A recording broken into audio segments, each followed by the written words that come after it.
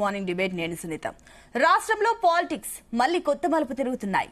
మాజీ సీఎం చంద్రబాబు నాయుడు మంచోడన్నారు BRS working president KTR. Congress ను గెలిపించి అన్నంలో మన్ను పోసుకున్నామన్నారు. దీంతో కేటీఆర్ వ్యాఖ్యలపై సీరియస్ అవుతున్నారు కాంగ్రెస్ బీజేపీ నేతలు. బీఆర్ఎస్ అవసరానికి వాడుకునే పాలిటిక్స్ అంటూ కూడా కౌంటర్ ఇస్తున్నారు.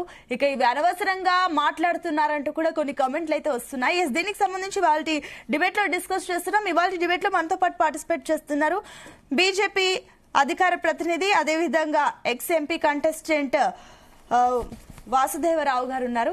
అండ్ అదేవిధంగా బీఆర్ఎస్ ప్రతినిధి బొమ్మెర రామ్మూర్తి గారు ఉన్నారు. కాంగ్రెస్ ప్రతినిధి కత్తి వెంకటస్వామి, అదేవిధంగా రాజకీయ విశ్లేషకులు డాక్టర్ శేషు గారు కూడా ఉన్నారు. ఎస్, అందరికి వెరీ గుడ్ మార్నింగ్ అండి. ఎస్, ముందుగా వాసుదేవరావు గారు మీతో స్టార్ట్ చేద్దాం. సో ఇప్పుడు ఓకే, మీకు పర్వాలేదంటే ఓకే. ఎస్, బొమ్మెర రామ్మూర్తి గారు గుడ్ మార్నింగ్ అండి.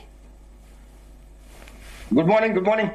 ఎస్ రామ్మూర్తి గారు, సో ఏంటి నిన్న చంద్రబాబు నాయుడు బర్త్డే సందర్భంగా కేటీఆర్ కమెంట్స్ ని ఏ రకంగా చూడాలి? ఏంటి మొన్నటి వరకు ఏదైతే తెలంగాణ రాష్ట్ర సాధన కోసం చంద్రబాబు నాయుడిని తిట్టిపోశారు, టీడీపీని ఒక శత్రువులా భావించారు, ఇప్పుడు సడన్ గా చంద్రబాబు నాయుడు బర్త్డే రోజున చంద్రబాబు నాయుడు మంచోడు అంటున్నారు, కేటీఆర్ అంటున్నారు. అది కూడా ఏంటి, ఏ రకంగా చూడాలి దీన్ని?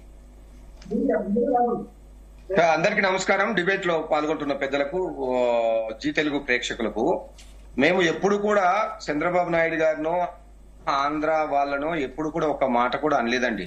మా పార్టీ విధానం, మాకు అడ్డొచ్చిన వాళ్లకు సరైన స్థోలో వాళ్ళని మా వైపు నడిపించుకుంటూ తెలంగాణ జై తెలంగాణ అనని వాళ్ళని కూడా జై తెలంగాణ అనిపించి తెలంగాణ రాష్ట్రాన్ని అసాధ్యంగా దాన్ని సుసాధ్యం చేసుకున్న గనుడు మా కేసీఆర్ గారు. వాస్తవానికే చంద్రబాబు నాయుడు గారు ఐటీలో గాని హైదరాబాద్ అభివృద్ధిలో గాని కీలక పాత్ర పోషించిండు. దాంట్లో నో డౌట్ ఎట్ ఆల్. అది మాకు మంచి కన్సెంట్ ఉంది. అలాంటి ఎప్పుడు కూడా చంద్రబాబు నాయుడు మూర్ఖుడు, దుర్మార్గుడు అని మా వాళ్ళు గాని మా పార్టీ నాయకులు గాని ఏ రోజు కూడా అనలేదు. ఈ రోజు కూడా అంటారు. మేము ఎన్టీఆర్ ని కొలిసినట్టు, మా కేసీఆర్ గారు కొలిసినట్టు వాళ్ళ పార్టీ వాళ్ళు కూడా ఇంకా కొలవలేరు. అంత ప్రేమాభిమానాలు మాకుంటాయి. మేము ఇప్పుడు ఏమనుకుంటున్నాం, రెండు రాష్ట్రాలు విడిపోయినాయి. రెండు రాష్ట్రాలు అభివృద్ధి కావాలి. రెండు రాష్ట్రాలు ఇది భారతదేశంలోనే నెంబర్ 1 స్థానంలో ఉండాలని, తెలుగు రాష్ట్రాలుగా ఉన్నాయి ఈ తెలంగాణ, ఆంధ్రప్రదేశ్ హ్యాపీగా ఉండాలని కోరుకునే దాంట్లో ఉద్యమకారులుగా బీఆర్ఎస్ పార్టీగా మా యొక్క ఆలోచన తప్ప ఎవరిని మేము పర్సనల్ గానం. వాస్తవానికి ఇవి చంద్రబాబు నాయుడు గారు కాదు, ఆ రోజు వైఎస్ రాజశేఖర రెడ్డి గారు పెట్టిన పథకాలను కూడా మేమే కొనసాగించాము. లైక్ ఆరోగ్యశ్రీ లాంటిది కేసీఆర్ ఆయన పెడితే మేము వాటిని కొనసాగించాము. కానీ రేవంత్ రెడ్డి గారు వచ్చి కేసీఆర్ గారు ఆనవాళ్లు లేకుండా చేస్తామనే ఒక దుర్మార్గమైన మాటను మేము తీవ్రంగా ఖండిస్తున్నాం. ఈయనెవరండి? ఒక తెలంగాణ రాష్ట్రాన్ని తెచ్చిన మహానుభావుడు కేసీఆర్ గారు. హైదరాబాద్ ని గాని తెలంగాణని గాని భారతదేశంలో నెంబర్ 1 స్థానంలో తీసుకుపోయిన పర్ క్యాపిటల్ లో గాని, అభివృద్ధిలో గాని, సంక్షేమంలో గాని ప్రతి దాంట్లో తెలంగాణ ఔన్నత్యాన్ని, తెలంగాణ అస్తిత్వాన్ని కాపాడుకొని మాకు కేంద్రం సహకరించకుండా మమ్మల్ని మేము నడిచే వారికి కాళ్లలో కట్టెలు పెట్టినా గానీ మేము ఎక్కడ కూడా వెనక్కి తిరగకుండా భారతదేశంలోని నెంబర్ 1 స్థానంలో తెలంగాణని తీసుకుపోయిన ఘనత కేసీఆర్ గారిని. ఎవరో వచ్చి కేసీఆర్ గారు ఆనుమానాలను తీసేస్తాం, మొత్తం బీఆర్ఎస్ ని లేకుండా చేస్తాం అని అంటే వాళ్ళు మూర్ఖులైపోతారు తప్ప ఇంకా వేరేది ఏం లేదు. ఇప్పటికైనా వాళ్ళు ఇచ్చిన హామీలపై వాళ్ళు ఏదైతే ప్రజలకు హామీలు ఇచ్చారో ఆ హామీలు నెరవేర్చడంలో వాళ్ళు పోటీ పడాలి తప్ప ప్రజల్ని మభ్యపెట్టడానికి, ప్రజల్ని ఇబ్బంది పెట్టడానికి, చేయడానికి ఈ కార్యక్రమం చేయకూడదని ఈ సందర్భంగా తెలియజేస్తున్నాం. ఒకటండి, ఇప్పుడు త్వరలోనే ఉప ఎన్నికలు వస్తాయంటూ కూడా మీరు ధీమా వ్యక్తం చేస్తున్నారు. ఎస్, కాస్త వాల్యూమ్ తగ్గించండి ఎవరిదో ఏమో కానీ. ఎస్ మీరు చెప్పండి. ఇంకొకటి, ఉప ఎన్నికలు వస్తున్నాయని చెప్పేసి కడాఖండిగా మాట్లాడుతున్నారు. దీన్ని ఏ రకంగా చూడాలి? ఇంకో పక్క చంద్రబాబు నాయుడు మంచోడు అంటున్నారు. అండ్ మీరు ఇందాక చెప్పిన మాటల ప్రకారం కేంద్రానికి తలవంచని పార్టీ బీఆర్ఎస్ గా మీరు చెప్తున్నారు. కానీ బీజేపీ కోసం, పొత్తు కోసమే ఏమైనా సపోర్ట్, డైరెక్ట్ సపోర్ట్ అడగలేరు కాబట్టి అటు ఎన్డీఏ కూటమిలో చంద్రబాబు నాయుడు ఉన్నారు కాబట్టి ఈ రకంగా మాట్లాడుతున్నారన్న విమర్శలు వస్తున్నాయి. దానికి ఏమంటారు? ఇప్పుడు కేంద్రం తోటి గట్టిగా పోరాడింది, కొట్లాడేది బీఆర్ఎస్ పార్టీ. రెండోది ఎన్నికలు వస్తాయని మేమంటాలేదండి. ప్రజలు అంటున్నారు, పారిశ్రామికవేత్తలు అంటున్నారు, రియల్ ఎస్టేట్ వాళ్ళు అంటున్నారు, ఇక్కడ వ్యాపారస్తులు అంటున్నారు, రైతులు అంటున్నారు, కూలీలు అంటున్నారు, విద్యార్థులు, యువకులు, నిరుద్యోగులు అంటున్నారు. ఎందుకంటే నేను ఇచ్చిన హామీలు ఏ ఒక్కటి కూడా నెరవేర్చలేదు కాబట్టి, ప్రజల్ని మభ్యపెట్టి మోసం చేసి అధికారంలోకి వచ్చారు కాబట్టి, ఒక్క పథకాన్ని కూడా అమలు చేయలేదు కాబట్టి, ఇలాంటి అబద్ధాల ప్రభుత్వం ఉండడం కంటే దిగిపోవడం మేలు అంటున్నారు. మా ఎమ్మెల్యే కూడా కాదు అన్నారు. తెలంగాణలో ఉన్న ప్రతి వర్గం, అది వ్యాపారస్తులే గాని, రియల్ ఎస్టేట్ వాళ్ళే గాని, లేదా నిరుద్యోగులే గాని, ఉద్యోగులే గాని, మాకు చెప్పింది ఏది చేయలేదు. ఇలాంటి అబద్ధాల ప్రభుత్వం ఇంకా కొనసాగడం వల్ల తెలంగాణకు అరిష్టము కాబట్టి వెంటనే దాన్ని కూల్చేయండి అనే మాటను ప్రజలు చెప్తున్నారు. మా వాళ్ళు అనలేదండి. మా వాళ్ళు అన్నట్లు మీరు అభూత కల్పన చూపెడుతున్నారు. కానీ ప్రజలన్న మాటను, ప్రజల నుండి వచ్చే మాటను మేము ప్రతిపక్షంలో ఉన్నాం కాబట్టి, ఇగో ప్రజలు ఇట్లా అంటున్నారయ్యా, మీరు ఇప్పటికైనా బుద్ధి తెచ్చుకోండి, ఇచ్చిన హామీలు నెరవేర్చండి.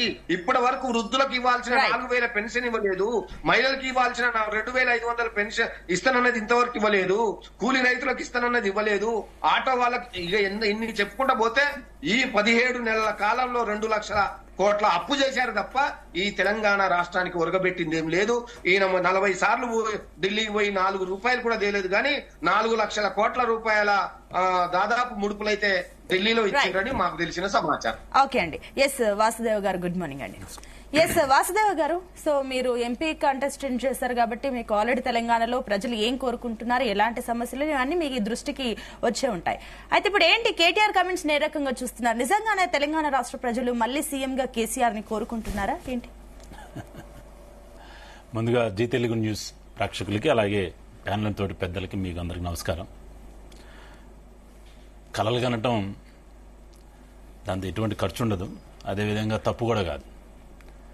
అధికారాన్ని కోల్పోయి ఒక 16-17 నెలలు అయిన తర్వాత ఉన్న కేసుల్లోంచి ఎలా బయటపడాలి, అదేవిధంగా ఏదైతే కక్ష సాధింపుతో కొన్ని రకాల కేసులు పెట్టి ప్రతిపక్షాలను ఇబ్బంది పెట్టిందో, అదేవిధంగా కాంగ్రెస్ రాగానే హడావిడి చేసేసి ఫోన్ ట్యాపింగ్ అని చెప్పి, లేకపోతే రకరకాల కేసులు పెట్టి కాళేశ్వరం తీసి 1,00,000 కోట్ల అవినీతి అని చెప్పి ఏదైతే కాంగ్రెస్ చెప్పి ఒక 420 హామీలను ఇచ్చి ప్రజల్ని మభ్యపెట్టి ఏ విధంగా అయితే గవర్నమెంట్లోకి వచ్చిందో, వాళ్ళు ఆ యొక్క పథకాలను కావచ్చు, స్కీములను కావచ్చు, ఏమాత్రం ఇంప్లిమెంట్ చేసే పరిస్థితులు లేదు.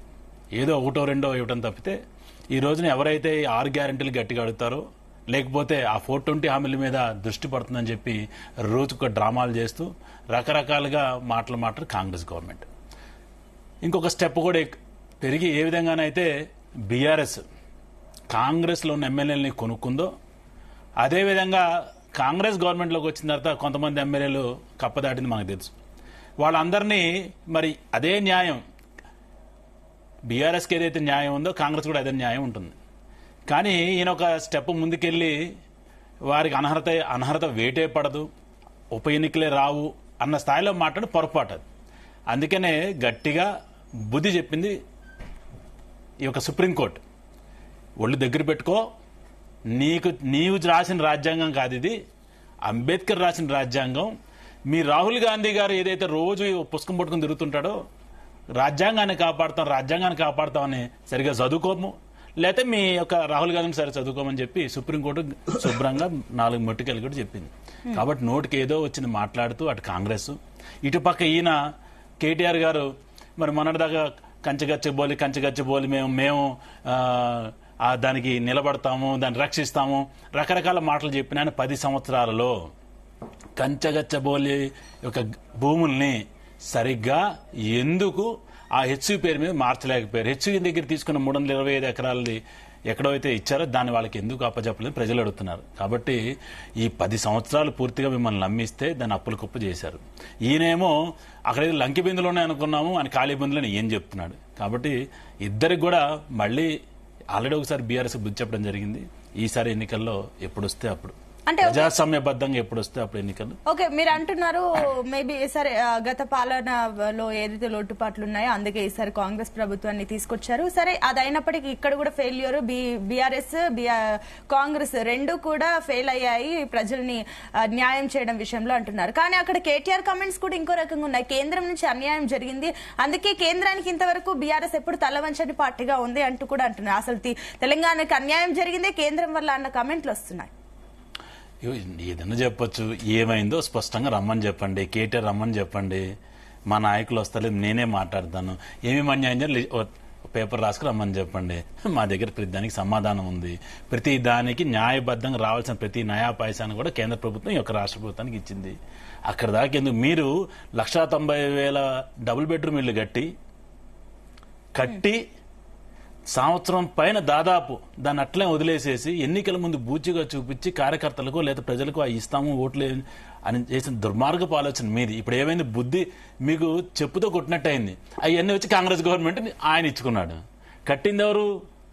నీకు ఏ ఆలోచనతో నువ్వు ఎందుకు కట్టిన తర్వాత ఏదైనా ఒక ఇల్లు కట్టిన తర్వాత మనం ఏం చేస్తాం, అయ్యగారి దగ్గరికి వెళ్తాం, ముహూర్తం పెట్టించుకుంటాం, ఎంత వీలైతే అంత, ఎందుకు డబ్బులు ఖర్చు పెట్టాము, ఎంత వీలైతే అంత దాన్ని అందులోకి వెళ్ళి ఆ ఇంట్లో మన నివాసం ఉంటాం.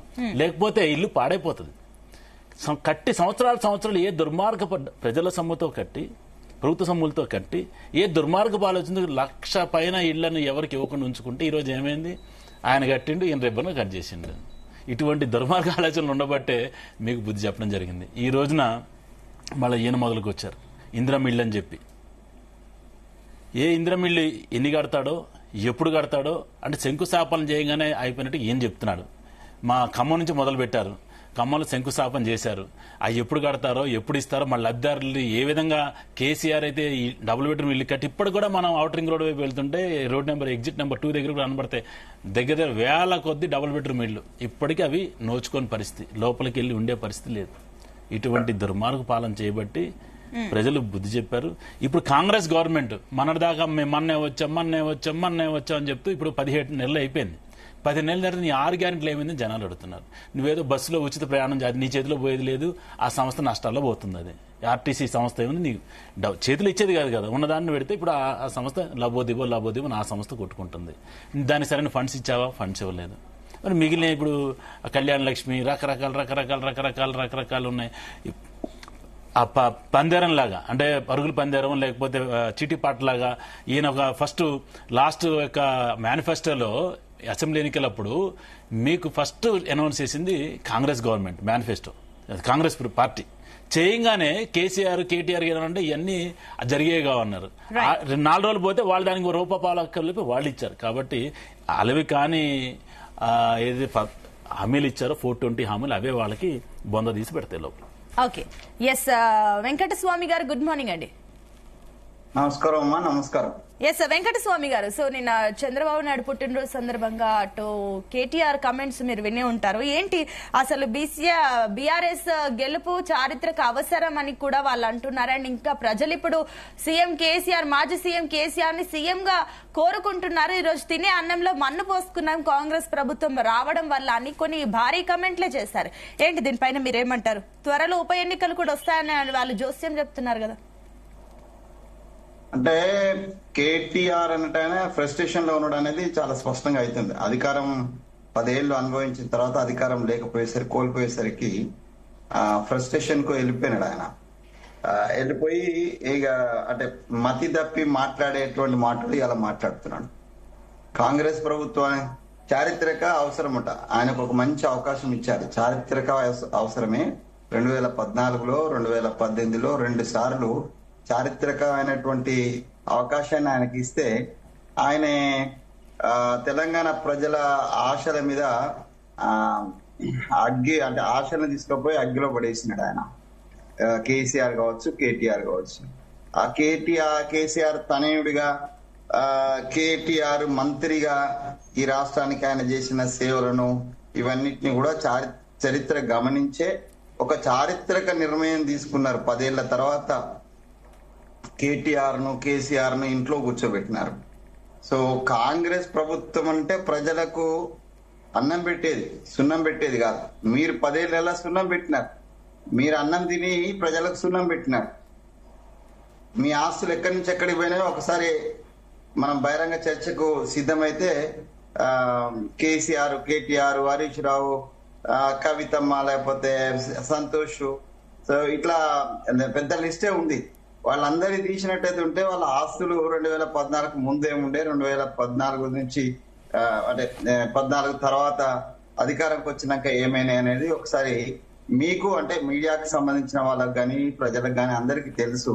అందుకే ఇంట్లో కూర్చోబెట్టినారు. ఇక చరిత్రగా ముగిసిపోయింది అది.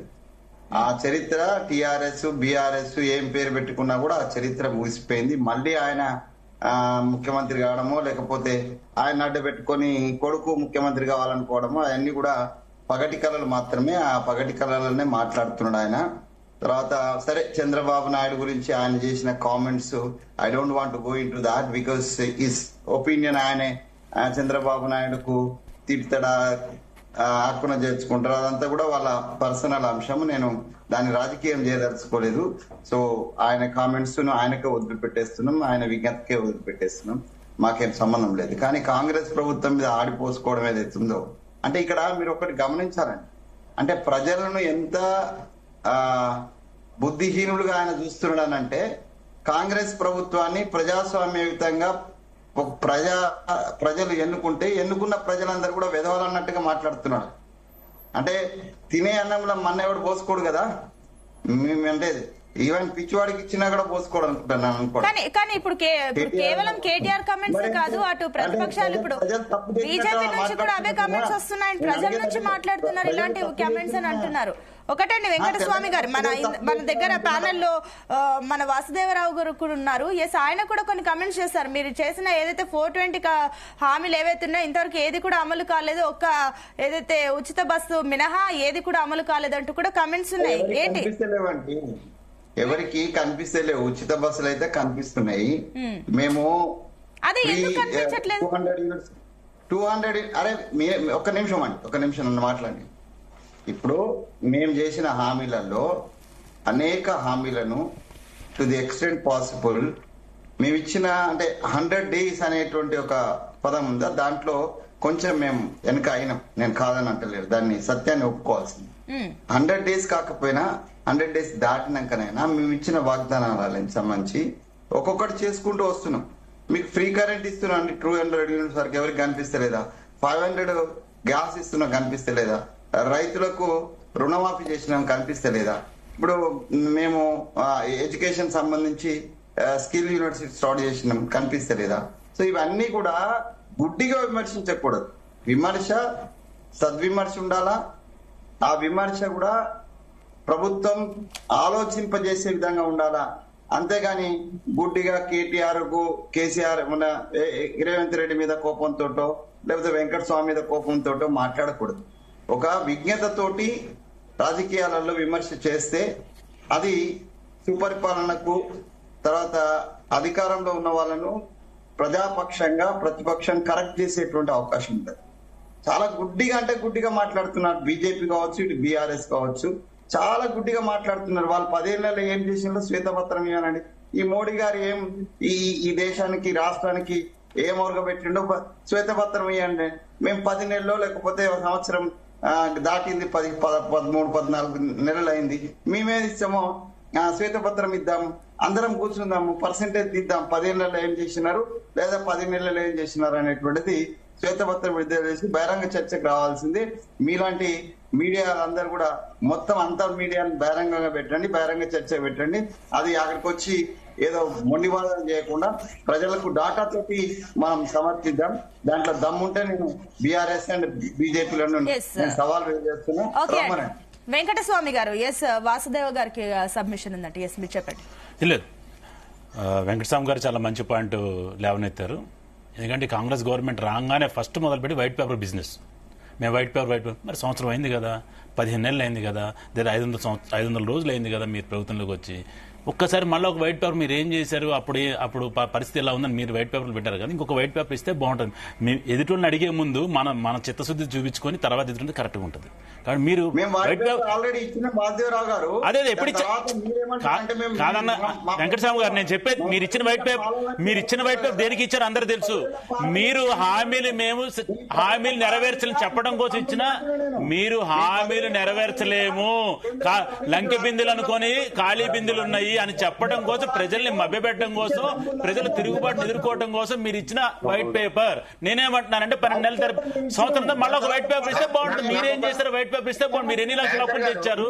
లక్షల అప్పులు కుప్ప చేశారన్నారు. కాబట్టి మీరు కూడా 12 నెలల తర్వాత ఒక వైట్ పేపర్ ఇస్తే బాగుంటుంది అడుగుతున్నాను. నేను చెప్పింది మీరు కూడా చెప్పండి సమాధానం. మీరు కత్తి వెంకటస్వామి గారు ఒక్క నిమిషం ఇప్పుడే మీరు అన్నారు వితండవాదాలు లేకపోతే ఇప్పుడే చెప్పారు మంచి బ్రహ్మాండం పెట్టాలని. మీరే మాట్లాడుతున్నారు, అవతల మాట్లాడటం లేదు. ఇదే విడ్డూరు, ఇదే కాదు.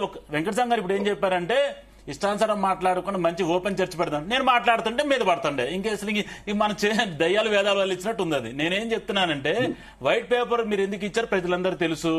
లంకె బిందులు ఉన్నాయనుకోని ఖాళీ బిందులు అనుకున్నామని చెప్పి ఉన్న 420 ల్యాబ్లు ఇవ్వలేమని చెప్పడం కోసం మీరు ఇచ్చిన వైట్ పేపర్. నేనేమంటున్నానంటే 12 నెలలు దాటిన తర్వాత 15-16 నెలలు అయింది కదా, 12 నెలలు అయిపోయింది. ఈ 12 నెలలుగా ఈ వైట్ పేపర్ మేము మళ్ళా ఇస్తున్నాము. మేము అప్పుడు మిగులు బడ్జెట్ ని లక్షల కోట్ల అప్పులు కుప్పగా తయారు చేశారు. మీరేం చేశారో చెప్పొచ్చు కంటున్నా. ఎదుటివాడిని అడిగే ముందు మనం ఏం చేయాలి, మనం చెప్పాలా, మనం చేసి చూపించాలా. తర్వాత ఇగో నేను ఇచ్చాను నువ్వు ఇమ్మని అడగాల. అప్పుడు ఇచ్చిందేమో వైట్ పేపర్ దేనికి ఇచ్చావు అందరూ తెలుసు. మీరు ఎందుకు ఇచ్చారో వైట్ పేపర్ ప్రతి ఒక్క మా సామాన్య మనకు తెలుసు. ఈ 420 హామీలు, 6 హామీలు, 100 రోజులు ఇవన్నీ గాల్లో ఓకే నిమిషం అండి. ఎస్ వెంకటస్వామి గారు, సో మీరు ఇందాక ఒప్పుకున్నారు 100 రోజులు అయిపోయింది, మీరు చెప్పింది వాస్తవం. 100 రోజులు కాదు 500 రోజులు దాటిపోయినా కూడా ఎందుకు ఈ గందరగోళం? మరి ఈ విమర్శలకు మీ సమాధానం ఏంటి? గందరగోళం ఏం లేదండి మా. ఇప్పుడు మేము రుణమాఫీ ఇస్తానన్నాము, రుణమాఫీ ఇచ్చినమా లేదా? దాన్ని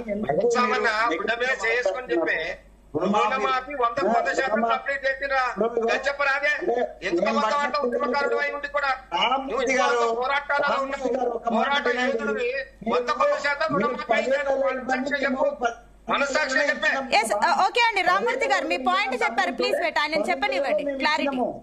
10 ఏళ్లలో టిఆర్ఎస్ గవర్నమెంట్ ఎంత రుణమాఫీ చేసిందో అంతకంటే ఎక్కువ రుణమాఫీ మేము 10 నెలలనే చేసినాము.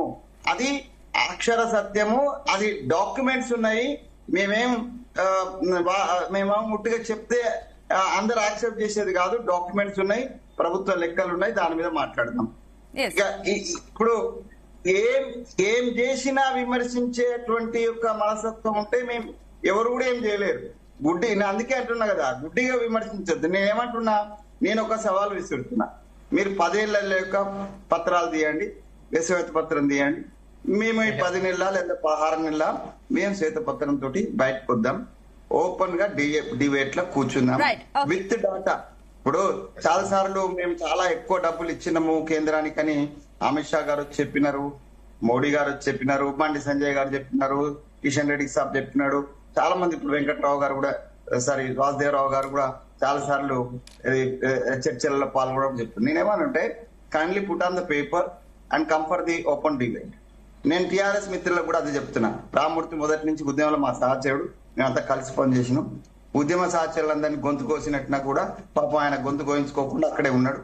మేము ఉద్యమ సహచరులు అయినా కూడా మా గొంతు కోసిన సమయానికి మేము బయటకు వచ్చినాం. నేనేమంటున్నానంటే ఒక శ్వేతపత్రం తీసుకొని జీ తెలుగు ముందు వస్తామా లేకపోతే అన్ని మీడియాని పిలుద్దామా, పిలిచి ఈ పని మమ్మల్ని కడిగేయండి. నేనేమంటలేను, మేము తప్పు చేస్తే కడిగేయండి, కానీ మేము చేసేటువంటి పనులను కూడా కాస్త కళ్ళు తెరిచి చూడండి. ఓకే ఓకే ఓకే అండి, రైట్. ఈ పాయింట్ గురించి మనం మళ్ళీ మాట్లాడదామండి. నేను కార్యక్రమంలో ఉన్నాను, నా వాయిస్ ని కంప్లీట్ చేస్తాను. ఎందుకంటే నేను భద్రాచలం కవితక్క గారి ప్రోగ్రామ్ లో ఉన్నాను, ఆల్రెడీ భద్రాచలం గుడికి వెళ్తున్నాము. కాబట్టి నా వాయిస్ మీరు అడగాల్సిన క్వశ్చన్ ఏది ఉంటే వాళ్ళు చెప్పిన దానికి, కత్తి వెంకటస్వామి అన్న బీజేపీ నాయకులు చెప్పిన దానికి రామ్మూర్తి గారు మీరే కమెంట్స్ చేశారు కాబట్టి ఒక్క నిమిషం అండి, దయచేసి కాస్త వెయిట్ చేయండి. ఎందుకంటే అనలిస్ట్ కూడా ఏమనుకుంటున్నారో వాళ్ళ వర్షన్ విన్నాక అప్పుడు మీరు కంక్లూజన్ మీరు ఇచ్చి మీరు వెళ్ళొచ్చు. ఎస్ ప్లీజ్ వెయిట్ అండి. ఎస్ నెక్స్ట్ శేషు గారు, గుడ్ మార్నింగ్ అండి. Good morning. ఎస్ శేషు గారు, సో ఏంటి తెలంగాణలో రాజకీయాలు కొత్త మలుపు తిరుగుతున్నాయి, ఏంటి కేటీఆర్ కమెంట్స్ ఏ రకంగా చూడొచ్చు? సో ఇదంతా హోల్ సినారియో మీరు చూస్తున్నారు కాబట్టి ఏంటి మీ వర్షన్ ఏంటి దీనిపైన? ప్యానెల్లో ఉన్న మిత్రులందరికీ నమస్కారం. ఏప్రిల్ 27వ తారీఖు నాడు వరంగల్లో బీఆర్ఎస్ వజ్రోత్సవ సభ జరగబోతుంది. ఆ సభ సన్నాహక కార్యక్రమాల్లో భాగంగా అనేక జిల్లాలలో బీఆర్ఎస్ పార్టీ సభలు పెడుతుంది. ఆ సభల్లో కేటీ రామారావు గారు మాట్లాడినటువంటి మాటలు మనం ఇవాళ చర్చా అంశంగా తీసుకున్నాము. కేటీ రామారావు గారు నిన్న మాట్లాడినటువంటి మాటలు ఏంటి అంటే, బీఆర్ఎస్ ని ఓడించటం వల్ల తెలంగాణ రాష్ట్ర బీఆర్ఎస్ పార్టీ కంటే కూడా తెలంగాణ రాష్ట్ర ప్రజలకు ఎక్కువ నష్టం జరిగింది అనే మాట ఒక మాట చెప్పారు. రెండోది, తెలంగాణ ప్రజలు మళ్ళా కేసీఆర్ రావాలని కోరుకుంటున్నారనే మాట చెప్పారు. మూడో మాటగా ఏం చెప్పారు అని అంటే, కాంగ్రెస్ ని గెలిపించుకొని తెలంగాణ ప్రజలు తినే అన్నంలో మన్ను బోసుకున్నారు అనేటటువంటి మాట చెప్పి, నాలుగో మాటగా ఏం చెప్పారు అంటే, బీఆర్ఎస్ మళ్లీ గెలవటం ఒక చారిత్రక అవసరం అనేటటువంటి మాట చెప్పారు. బట్ ఇవన్నీ వాస్తవంగా క్షేత్రస్థాయిలో ఉన్నాయా అనేటటువంటి ప్రశ్న ఇప్పుడు మనకు ఎదురవుతుంది. కేటీ రామారావు గారు మాట్లాడినటువంటి మాటలు, ఆ పరిస్థితి, వాస్తవ పరిస్థితి క్షేత్రస్థాయిలో ఉందా అనేటటువంటి అంశం కనుక చూస్తే, ఈ 15 నెలల కాలంలో కాంగ్రెస్ ప్రభుత్వం, కాంగ్రెస్ పరిపాలన పైన ప్రజల్లో కొంత అసంతృప్తి ఉన్న మాట వాస్తవం. అంత మాత్రం వ్యతిరేకత ఏమి లేదు, కానీ కొంత అసంతృప్తి ఉన్న మాట వాస్తవం. అయితే ఈ 15 నెలల కాలంలో బీఆర్ఎస్ పార్టీ వాళ్ళు చెప్తున్నంత స్థాయిలో బలపడిందా అనేటటువంటి ఒక ప్రశ్న మనకు ఎదురవుతుంది. అయితే 2023 శాసనసభ ఎన్నికల సందర్భంగా బీఆర్ఎస్ పార్టీ అంత దారుణ పరాజయం ఏమీ లేదు.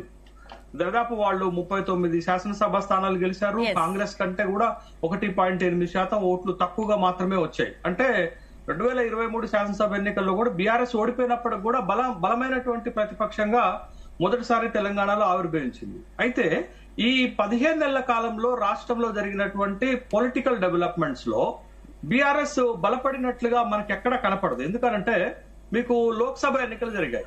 లోక్సభ ఎన్నికల్లో కేవలం 2 లోక్సభ స్థానాల్లో 2వ స్థానం వచ్చింది. మిగతా 15 చోట్ల కూడా వాళ్ళు 3వ స్థానానికి పరిమితమయ్యారు. తర్వాత ఒక ఉప ఎన్నిక జరిగింది కంటోన్మెంట్ కి, అక్కడ సిట్టింగ్ స్థానాన్ని కోల్పోయారు. తర్వాత ఎమ్మెల్సీ ఎన్నికలు జరిగాయి. ఎమ్మెల్సీ ఎన్నికల్లో కూడా కాంగ్రెస్ ఒక ఎమ్మెల్సీ ఎన్నిక గెలిస్తే, భారతీయ జనతా పార్టీ మనం చూసాం మొన్న జరిగినటువంటి 3 ఎమ్మెల్సీ ఎన్నికల్లో 2 ఎమ్మెల్సీ ఎన్నికలు వాళ్లే గెలిచినట్టు సందర్భాన్ని మనం చూసాం. కాబట్టి ఈ పొలిటికల్ డెవలప్మెంట్స్ లో ఈ 15 నెలల్లో బీఆర్ఎస్ కేటీ రామారావు గారు చెప్పిందంతగా ఎక్కడ బలపడకపోగా, పోరాటం కాంగ్రెస్ పైన బీఆర్ఎస్ పార్టీ చేస్తుంది. అది ఫ్లోర్ లో చేస్తుంది, అంటే శాసనసభలో చేస్తుంది, క్షేత్రస్థాయిలో చేస్తుంది. కానీ ఫలితాలు మాత్రం బీజేపీకి వస్తున్నాయి. బీజేపీ చేస్తున్నటువంటి పెర్ఫార్మెన్స్, మీకు హైదరాబాద్ ఎమ్మెల్సీ ఎన్నిక గెలిచింది, తర్వాత కరీంనగర్ టీచర్ ఎమ్మెల్సీ గెలిచింది, గ్రాడ్యుయేట్ ఎమ్మెల్సీ ఎన్నిక గెలిచినటువంటి సందర్భం ఉంది. కాబట్టి కేటీ రామారావు గారు చెప్తున్నంత స్థాయిలో బీఆర్ఎస్ బలపడలేదు. కాబట్టి మరి మనం కేటీ రామారావు గారు చేస్తున్నటువంటి వ్యాఖ్యలన్నింటినీ ఎట్లా చూడాలనేటటువంటి అంశాన్ని ఇది ఒక అంశం. రెండో అంశం ఏంటంటే, కేటీ రామారావు గారు మాట్లాడినటువంటి అంశం చాలా కీలకమైనటువంటి అంశం ఏంటంటే, చంద్రబాబు నాయుడు మంచివాడు, చంద్రబాబు నాయుడు తెలంగాణ ఉమ్మడి ఆంధ్రప్రదేశ్ ఉన్నప్పుడు ఐటీ కంపెనీలు తీసుకొచ్చి ఉమ్మడి ఆంధ్రప్రదేశ్ అభివృద్ధికి దోహదపడ్డాడు అనేటటువంటి ఒక కామెంట్, అది అన్యాపదేశంగా చేసినట్టుగానే చూడాలి. ఎందుకనంటే ఒక చంద్రబాబు నాయుడునే పొగడలే, చంద్రబాబు నాయుడుతో పాటు వైఎస్ రాజశేఖర రెడ్డిని కూడా ఫీజు రియంబర్స్మెంట్ తీసుకొచ్చాడు, ఆరోగ్యశ్రీ లాంటి పథకం తీసుకొచ్చాడు అనేటటువంటి ఒక సీక్వెన్స్ ఆఫ్ కామెంట్స్ లో తను పొగిడినట్లుగా మనం చూడాలి. బట్ ఏది ఏమైనప్పటికీ కూడా రాజశేఖర రెడ్డిని గాని, చంద్రబాబు నాయుడు గాని, జగన్మోహన్ రెడ్డిని గాని వాళ్ళు చివరి వరకు కూడా తెలంగాణ రాష్ట్రం ఏర్పడకుండా అడ్డుపడినటువంటి వ్యక్తులు. కాబట్టి వాళ్లపైన ఈ పాజిటివ్ కామెంట్స్ ని తెలంగాణ ప్రజలు ఎట్లా రిసీవ్ చేసుకుంటారనేది ఒక ప్రశ్న. అయితే ఇటీవల మీరు ఎర్రవెల్లి ఫామ్ హౌస్ లో కేసీఆర్ గారు మాట్లాడుతూ ఒక మాట అన్నారు. ఏం మాట అన్నారంటే, తెలంగాణ ఇప్పుడు ఒక సంపన్నమైనటువంటి రాష్ట్రంగా మారింది, ఈ సంపన్న రాష్ట్రం పైన ఆంధ్ర పెత్తందారులు మరొకసారి కన్ను వేశారు, దొడ్డిదారున మళ్ళా తెలంగాణలోకి రావడానికి ప్రయత్నం చేస్తున్నారు అని చంద్రబాబు నాయుడుని ఉద్దేశించి మాట్లాడారు. ఎందుకంటే చంద్రబాబు నాయుడు మళ్ళా తెలుగుదేశం పార్టీని తెలంగాణ రాజకీయాల్లోకి తీసుకురాబోతున్నారు అనేటటువంటి వార్తల నేపథ్యంలో ఒక తీవ్రమైనటువంటి వ్యాఖ్య కేసీఆర్ చేశారు. మళ్ళా తెలంగాణ సంపదపై కన్ను వేసిన ఆంధ్ర సమైక్యవాదులు దొడ్డిదారున తెలంగాణలోకి రావడానికి ప్రయత్నం చేస్తున్నారు అనేది ఒక కీలకమైన కామెంట్. బట్ ఇప్పుడు కేటీ రామారావు గారు చేసినటువంటి కామెంట్ కి, కేసీఆర్ చేసినటువంటి కామెంట్ కి చాలా పరస్పర వైరుధ్యము, విరుద్ధం ఉన్నట్లుగా మనకి కనపడుతుంది. కాకపోతే దాన్ని పెద్దగా సీరియస్ గా ఎందుకు తీసుకోలేకపోతున్నామంటే, మనం ఆ పార్టీలకు అంటే సమైక్య ఆంధ్ర పార్టీలకు తెలంగాణలో ఉనికి లేదు కాబట్టి మళ్ళా వచ్చేటటువంటి ప్రయత్నం తెలంగాణ ప్రజలు ఎంత మేరకు ఆశిస్తారు, ఎంత మేరకు ఆహ్వానిస్తారు అనేది ప్రజల ఇష్టం. బట్ కేటీ రామారావు గారి వ్యాఖ్యలను అంత సీరియస్ గా ఆ పర్పస్ లో తీసుకోవాల్సిన అవసరం లేదు. అయితే ఇక్కడ మనం ఒక 2 కీలకమైన అంశాలను చూడాలండి. బీఆర్ఎస్ పార్టీకి భవిష్యత్తు ఎట్లా ఉండబోతుంది అంటే, వాళ్ళు పెద్ద వజ్రోత్సవ సభ తర్వాత పెద్దగా పార్టీని యాక్టివేట్ చేసుకునేటటువంటి కార్యక్రమం చేస్తున్నారనేది మనకు కనపడుతున్న నేపథ్యంలో, బట్ బీఆర్ఎస్ పార్టీకి రాబోయేటటువంటి రోజుల్లో తెలంగాణ రాష్ట్రంలో ఉన్న అనుకూలతలు ఏంటి? కాంగ్రెస్ ప్రభుత్వం కొన్ని విషయాల్లో తప్పటడుగులు వేయటం వల్ల వాళ్ళకి కొంత కాంగ్రెస్ ప్రభుత్వం పైన అసంతృప్తి బీఆర్ఎస్ కలిసి రావట్లేదు, బీజేపీకి కలిసి వస్తుంది. బట్ ఈ పరిణామ క్రమంలో బీఆర్ఎస్ భవిష్యత్తు ఎట్లుంటుంది తెలంగాణ రాష్ట్రంలో అంటే, ఒకటి ఏ ప్రాంతము బీఆర్ఎస్ కి బలంగా ఉండబోతుంది, ఏ వర్గాల ప్రజలు బీఆర్ఎస్ కి మద్దతు ఇవ్వబోతున్నారు అనేది 2 కీలకమైనటువంటి అంశాలు మనం చూడాలి. ఒకటి, ఒకప్పుడు ఉత్తర తెలంగాణలో బీఆర్ఎస్ చాలా బలమైన పార్టీ, ఇవాళ ఆ స్థానంలోకి బీజేపీ వచ్చేసింది. ఎందుకనంటే మొన్ననే జరిగినటువంటి 2 ఎమ్మెల్సీ ఎన్నికల్లో బీజేపీ అనూహ్య విజయం సాధించింది, అది ఉత్తర తెలంగాణలోనే. తర్వాత సెంట్రల్ తెలంగాణలో ఒకప్పుడు బీఆర్ఎస్ కున్న బలం ఇప్పుడు లేదు. తర్వాత దక్షిణ తెలంగాణలో కాంగ్రెస్ బలం ఏమీ తగ్గలేదు. మరి ఏ ప్రాంతంలో బీఆర్ఎస్ బలంగా ముందుకు వచ్చి ఒక చారిత్రక అవసరం కేసీఆర్ ని మళ్ళా కోరుకుంటున్నారనేది ఎట్లా నిజమవుతుంది? ఇది ఒకటైతే. రెండోది, ఏ వర్గాలు మీరు చూడండి, ఎస్టీ ఎస్సీ వర్గాల్లో కాంగ్రెస్ బలం ఉంది, బీఆర్ఎస్ వైపు ఉన్న మైనార్టీలు కాంగ్రెస్ వైపుకు వెళ్లిపోయారు. మరి ఆ వర్గాలు కాంగ్రెస్ పక్షాలు ఉన్నాయి. తర్వాత హిందూ ఓటు బ్యాంకు, తర్వాత ఎబో మిడిల్ క్లాస్ పీపుల్ బీజేపీతో ఉన్నారు. మరి బీఆర్ఎస్ తో ఏ వర్గాలు ఉన్నాయి? బీఆర్ఎస్ చారిత్రక అవసరం మీద మళ్ళీ రాబోయే 2028 శాసనసభ ఎన్నికల్లో ఏ వర్గాల మద్దతుతో గెలవబోతుంది? ఇవన్నీ చాలా చాలా ప్రశ్నలు మన ముందున్నటువంటి నేపథ్యంలో బీఆర్ఎస్ పార్టీ స్టేట్మెంట్లు ఘనంగా ఉన్నాయి, కానీ వాళ్ళ స్ట్రక్చర్ గాని, వాళ్ళ నిర్మాణం గాని, వాళ్ళ పనితీరు గాని ఆ స్థాయిలో లేదు. కాబట్టి కేటీ రామారావు గారు క్యాడర్ లో ఒక జోష్ నింపటానికి ఈ విధమైనటువంటి మాటలు మాట్లాడుతున్నట్లుగా ఇప్పటి వరకు కనపడుతుంది. బట్ రియాలిటీలో, రియల్ గ్రౌండ్ లో బీఆర్ఎస్ గతం కంటే 2023 శాసనసభ ఎన్నికల కంటే ఇంకా బలహీనపడింది. బలహీనం ఓట్ల శాతంలో కూడా పడింది. ఒకప్పుడు 39% ఓటు బ్యాంక్ ఉన్నటువంటి బీఆర్ఎస్ పార్టీ ఇవాళ 17% పడిపోయింది. మరి మళ్ళా ఈ డెవలప్మెంట్స్ బీఆర్ఎస్ బలంగా వచ్చేసి మీరు ఎట్లా అధికారంలోకి వస్తుంది అనేటటువంటి ప్రశ్నలు మన ముందు వస్తున్నాయి.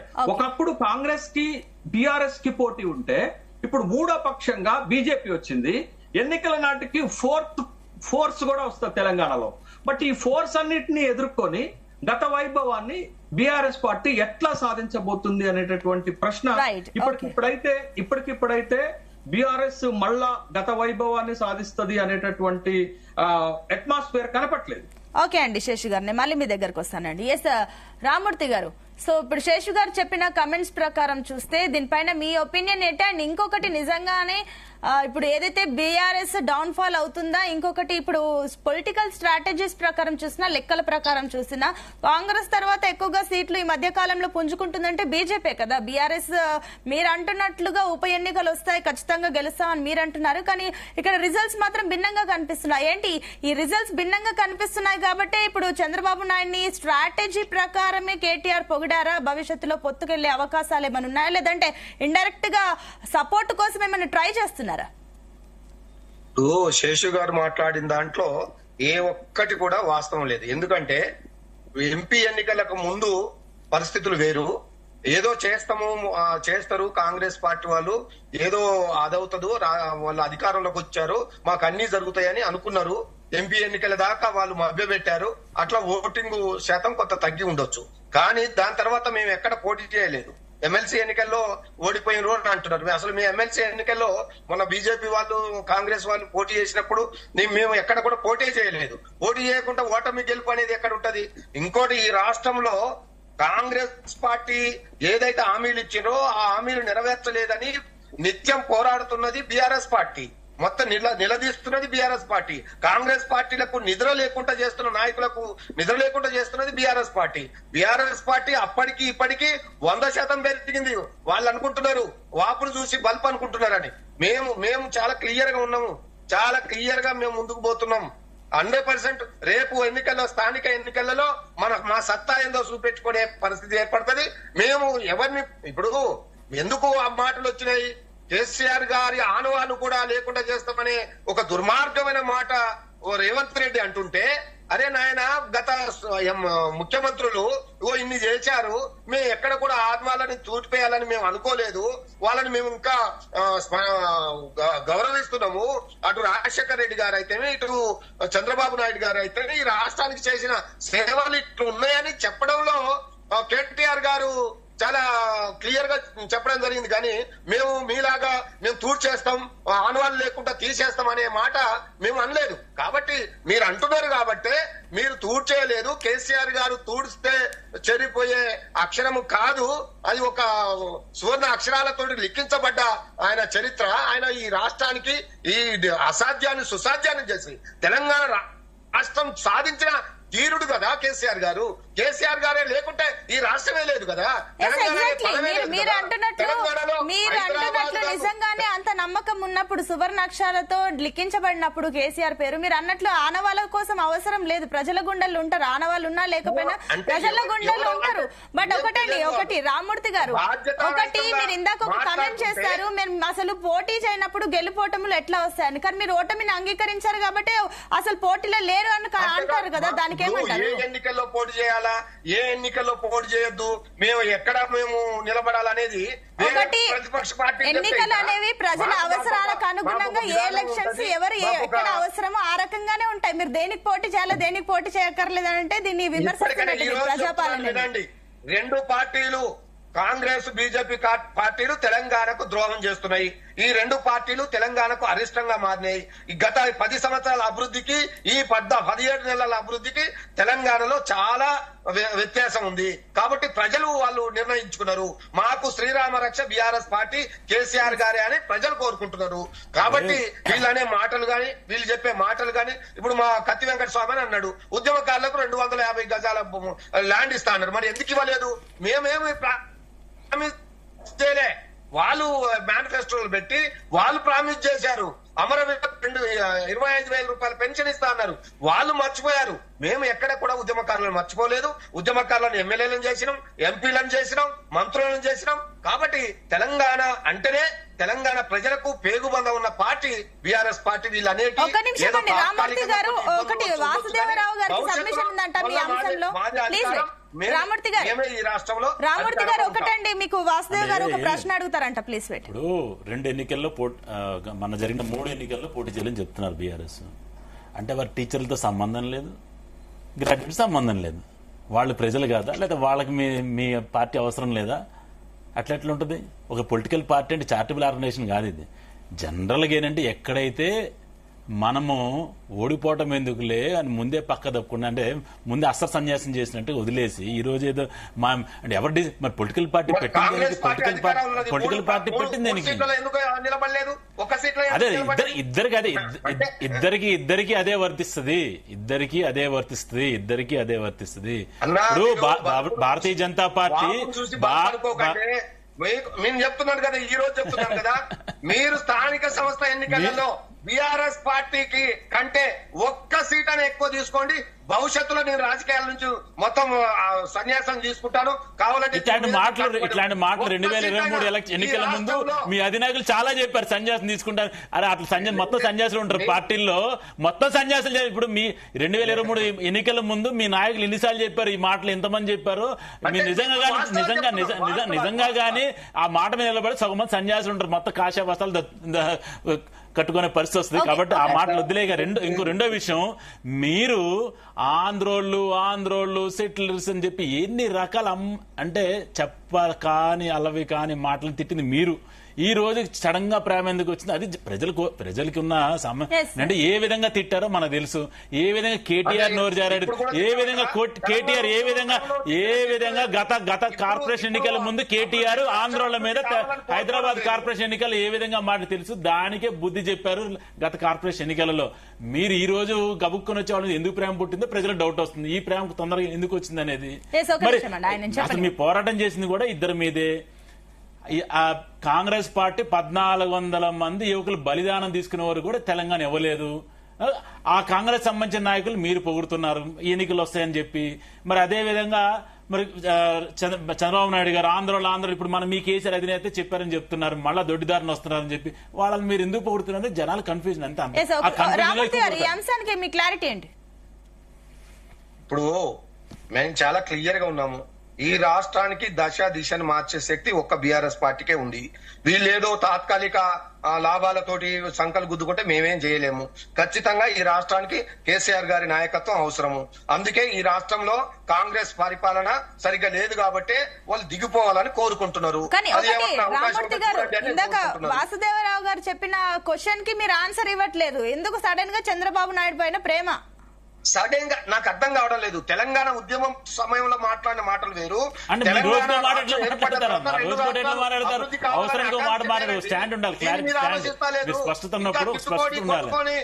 రాష్ట్రాలు ఏర్పడ్డాక కూడా ఒక సోదర భావంతో ఉండకుండా శత్రుత్వం పెంచుకోమంటారా?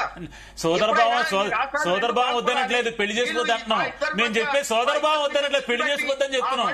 అందరూ అట్లే ఉండాలా, సోదర భావం ఉండాలా. దేశం అంతా మీరే చెప్తున్నారు కదా, యూపీకి డబ్బులు ఇచ్చారు, మరి అది సోదర భావం కాదు. నార్త్ కి డబ్బులు ఎక్కువ వచ్చింది, సౌత్ కి డబ్బులు తక్కువ వచ్చింది, అప్పుడు సోదర భావం పోయింది. నీకు ఇప్పుడు ఎందుకు సోదర భావం గుర్తుకొస్తుంది అర్థం కావట్లేదు. పెళ్లి చేసుకోవద్దని చెప్తున్నాం అంతే. బాగుపడాలి తెలంగాణ, ఆంధ్రప్రదేశ్ అన్నదమ్ములాగా ఉండాలన్నా, అన్నదమ్ములా అక్కడిలాగా ఉండాలా. పెళ్లి చేసుకోవద్దని చెప్తున్నాం. సరిగ్గా ఉండాలి. కేంద్రం సరిగ్గా లేదు కాబట్టి, సమితి తల్లి ప్రేమ చూపెడుతుంది కాబట్టి తెలంగాణ ప్రజలకు కోపం బీజేపీ మీద. అందుకే మన గెలిపించారు.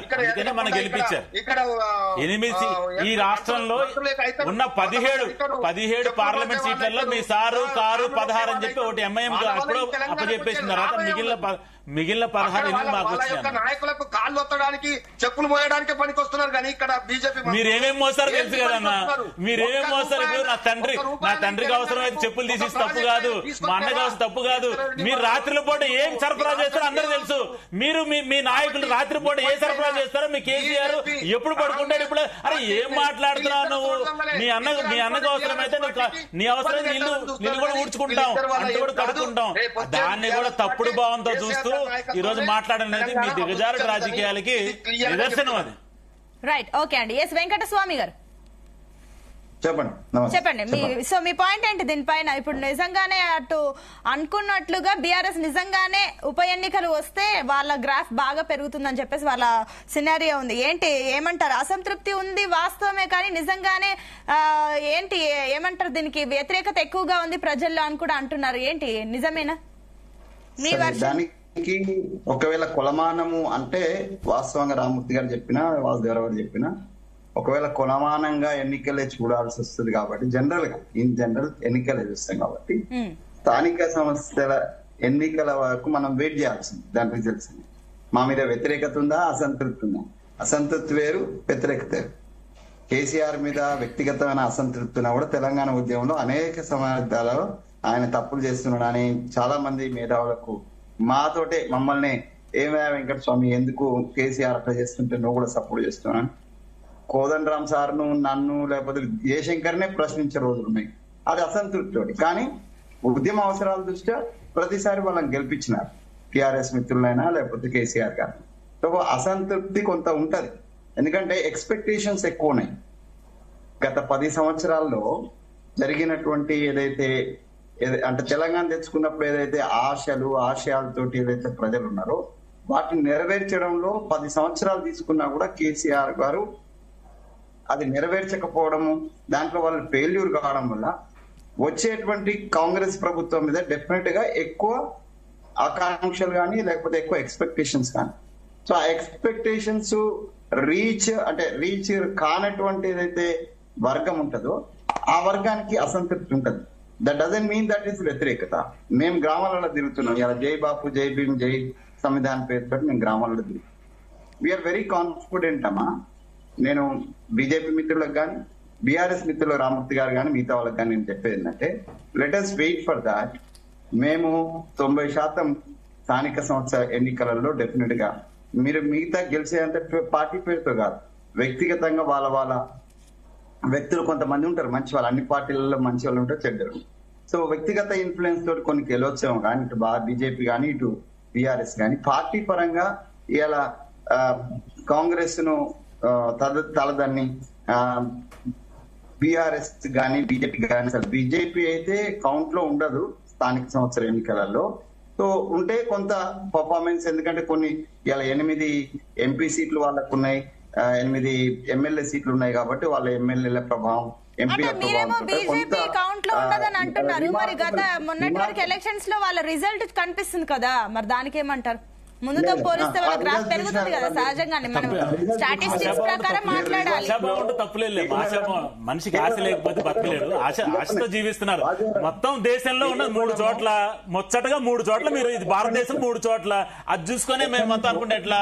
జనాలు మిమ్మల్ని ఎక్కడ కూర్చోబెట్టారు. ఉన్నది 3 చోట్ల అధికారులు, కాంగ్రెస్, తెలంగాణ, కర్ణాటక, లేకపోతే హిమాచల్ ప్రదేశ్. ఇక మొత్తం మేమేం చేస్తున్నాం అంటే ఎట్లా చెప్పండి? చెప్పండి వాసుదేవరావు గారు, నేను మాట్లాడేందుకు మీరు చెప్పండి. నేను ఏమంటున్నా అంటే మొన్నటి ఎలక్షన్ విషయం అడుగుతుంది మేడం.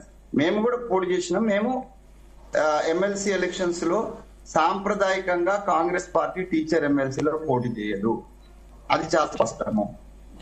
సో గ్రాడ్యుయేట్ ఎలక్షన్స్ లో మేము పోటీ చేసినాము, సరే మార్జినల్ గా మేము ఓడిపోయినాము. మేము దాని ఓటమిని మేము కాదనంటే కాదు కదా, ఓడిపోయినాము. సో జనరల్ గానే ఇన్ జనరల్ ఏంటంటే కొద్దిగా ఎడ్యుకేటెడ్ ఓటు కాబట్టి కొంత బీజేపీకి ఫేవర్ అయింది అనేటువంటిది చాలా స్పష్టం. ఎడ్యుకేటెడ్ ఓటు దగ్గర కొంచెం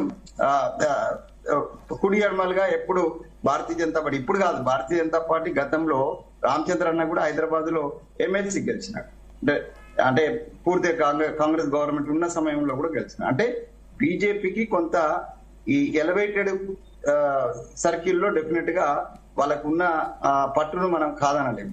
సో అర్బన్ ఏరియాలో కానీ ఎలివేటెడ్ సర్కిల్స్ లో కానీ వాళ్ళకున్న పట్టును మనం ఎవరం కూడా నో అనడానికి వీల్లేదు. సో నేనేమంటున్నానంటే మొన్న ఎన్నికలలో అంతకుముందు మేము మల్లన్న ఇక్కడ గెలిచినాడు. సో మల్లన్న మీద బీజేపీ పోటీ చేసింది, బీజేపీ ఓడిపోయింది. సరే కరీంనగర్ సస్పెన్షన్ వేశారు కదా మీరు. సరే అదంతా కాదు, మీరు అంటున్నట్లు అవన్నీ పక్కన పెడితే ఎస్ అవన్నీ మీ ఇంటర్నల్ విషయాలు నేను కాదన్ను.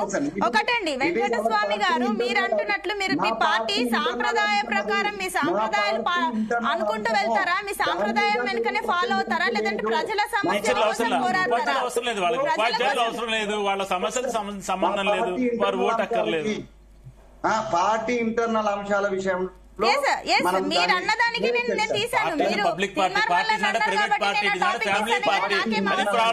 కాంగ్రెస్ పార్టీ ఫ్యామిలీ పార్టీ కాబట్టి it is not private party. ఒక నిమిషం అండి వాసుదేవ గారు, వెంకటస్వామి గారు మీరు ఒకటే వెంకటస్వామి గారు ఫైనల్ క్వశ్చన్ మీరేమంటారు? మీ పార్టీ సాంప్రదాయాల ప్రకారం ఫాలో అవుతుందా, లేదంటే ప్రజల సమస్యల కోసం పోరాడుతుందా? మీ పార్టీ నుంచి కూడా దాదాపు 8 మంది ఎంపీలు ఉన్నట్టున్నారు కదా, కేంద్రం నుంచి నిధులు తేవడంలో మీరు ఎందుకు బహిరంగంగా ఫైట్ చేయలేకపోతున్నారు? ఎవరి మీద ఫైట్ చేయాలి మేము చెప్తున్నాం. కేంద్ర మంత్రి ముఖ్యమంత్రి గారు పదే చెప్తున్నారు, మేము చెప్తున్నాము. 8 మంది వీళ్ళున్నారు, పర్టికులర్ గా సంజయ్ గారు, తర్వాత కిషన్ రెడ్డి గారు, వాళ్ళు బాధ్యత ఉన్నది. వాళ్ళు తేవాలి, నిధులు తేవాలని మేము అప్పీల్ చేస్తున్నాం. డిమాండ్ కాదు, అప్పీల్ కూడా చేస్తున్నాం. డిమాండ్ ప్రజల నుంచి ఎట్లాగా ఉంటది, వాళ్ళ బాధ్యత యాక్చువల్లీ. మేము ఎవరైనా చెప్పాల్సిన అక్కర్లేదు. ఒక ఎంపీగా, ఒక మంత్రిగా వాళ్ళు తెలంగాణ ప్రాతినిధ్యం వహిస్తున్నప్పుడు తెలంగాణ కోసం ఎందుకు పోరాడతలేరు, ఎందుకు మోడీ గారితో అక్కడ పోయి చేతులు కట్టుకొని కూర్చొని వస్తున్నారు అనేటువంటిది వాళ్ళ ఆత్మవిమర్శ చేసుకోవాలా. వాళ్ళు ఎందుకు మాట్లాడలేరు అనేది వాళ్ళ ఆత్మవిమర్శ చేసుకోవాలి. మేమైతే అడుగుతున్నాం, కిషన్ రెడ్డి గారిని అడిగినాం. కిషన్ రెడ్డి గారిని అడిగినాం. చెప్పండి ప్లీజ్ కంక్లూడ్. మేమేమంటున్నాం అంటే కిషన్ రెడ్డి గారిని కానీ మిగతా ఎంపీ మిత్రులందరికీ కూడా మేము తెలంగాణ ప్రజల పక్షాన, ప్రభుత్వ పక్షాన మేము పదే అప్పీల్ చేస్తున్నాము. వాళ్ళు ఇక్కడికి కావాల్సినటువంటి అవసరమైతే మోడీ గారిని ఒప్పించి మెప్పించి మా తెలంగాణ ప్రాంతం అప్పులలో ఉన్నదని మేము చెప్పినాం అది రికార్డ్స్ లో ఉన్నది కాబట్టి మాకు సాయం చేయమని వాళ్ళు వాళ్ళ పార్టీ పక్షాన వాళ్ళ ప్రాతినిధ్యం పక్కన వాళ్ళు చేయాల్సిన సంపూర్ణ బాధ్యత వాళ్ళ మీద ఉన్నది. మేము కూడా వారికి గుర్తు చేస్తున్నాము, పదే అప్పీల్ చేస్తున్నాము, కోరుకుంటున్నాం. వాసుదేవ గారు మీ ఫైనల్ కమెంట్స్ ఏంటి? తెలంగాణకి భారతీయ జనతా పార్టీ గత 10 సంవత్సరాల్లో ఈ 11 సంవత్సరాలు ఏమిచ్చింది అని అడుగుతున్నారు కదా. ఇది చాలా సార్లు చాలా స్పష్టంగా బ్లాక్ అండ్ వైట్ లో పుస్తకాలు ముద్రించి కాంగ్రెస్ పార్టీలకు ఇచ్చాం, బీఆర్ఎస్ పార్టీలకు ఇచ్చాం. ఇప్పుడు చోటోడు ముందు శంఖం ఊదినట్టు మళ్ళా చెప్పండి 2 ముఖ్యమైన పాయింట్లు చెప్తాయి. ఈ రోజు తెలంగాణ రహదారుల ముఖ చిత్రం చూడండి. ఈ రోజు మీ RRRకి ఎవరు ఇచ్చారు, ORRకి ఎవరు ఇచ్చారు, లేకపోతే మీకు ఈ రోజు మా ఖమ్మం వరకు, నేను ఖమ్మం నుంచి రిప్రజెంట్ చేస్తున్నట్టు చెప్తున్నాను, ఖమ్మం చుట్టూ 4 జాతీయ రహదారులు ఈ రోజు పాలు పోసి తీసుకోవచ్చు. దగ్గర 11,000 కోట్ల రూపాయలు ఖమ్మం కేంద్రంగా, ఖమ్మం టు సూర్యాపేట కావచ్చు, ఖమ్మం టు కోదాడ కావచ్చు, ఖమ్మం టు వరంగల్ కావచ్చు, ఖమ్మం టు మన దేవరపల్లి కావచ్చు. ఈ విధంగా తెలంగాణ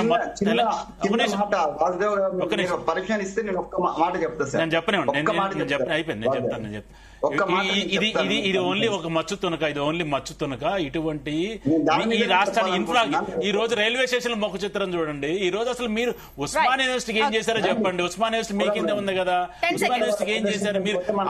6 దశాబ్దాలుగా మీరు ఈ రాష్ట్రాన్ని పరిపాలించి 6 దశాబ్దాలు మీరు ఉస్మానియా యూనివర్సిటీ ఒక్కసారి ఉద్యమకారులు అని చెప్పుకుంటున్నారు కదా. ఉద్యమకారులు వెళ్ళి ఒక్క హాస్టల్లో ఒక రోజు రాత్రి పడుకోండి విద్యార్థులు ఏ పరిస్థితిలో ఇక్కడ చదువుకుంటారో మీకు తెలుస్తుంది. అరే మన బీఆర్ఎస్ టైంలో వైస్ ఛాన్సలర్ ఉండరు, మీరు వైస్ ఛాన్సలర్ విద్యార్థులు పట్టించుకోరు. టీచర్లు మేము మా సాంప్రదాయం టీచర్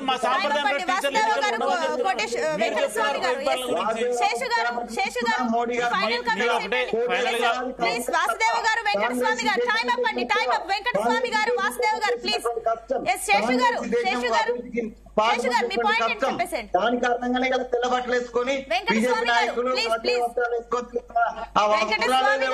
అయిపోయిందండి. టైం అయిపోయింది, మీకు టైం ఇచ్చాను. ఇందాక మీరు మాట్లాడాల్సిన పాయింట్స్ మాట్లాడేశారు. నేను మీకు చాలా టైం ఇచ్చానండి. వెంకటస్వామి గారు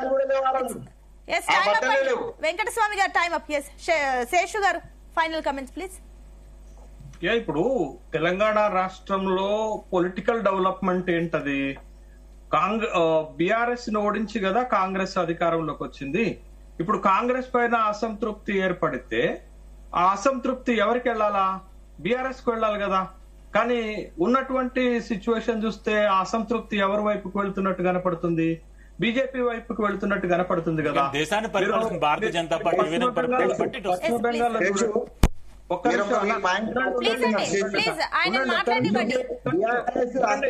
మాట్లాడుతున్నప్పుడు శేషు గారు అసలు ఇంటర్వ్యూ అవ్వలేదు. ప్లీజ్ రెస్పెక్ట్ చెప్పండి.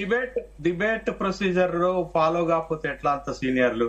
ఇప్పుడు మీకు బెంగాల్ చూడండి, బెంగాల్లో మీరు కమ్యూనిస్టులను ఓడించింది ఎవరు? టీఎంసీ. ఇప్పుడు అక్కడ పొలిటికల్ డెవలప్మెంట్ లో ఎవరు బలపడుతున్నారు? భారతీయ జనతా పార్టీ బలపడుతుంది. తర్వాత ఒరిస్సాలో కాంగ్రెస్ ను ఓడించింది ఎవరు? బీజేడీ.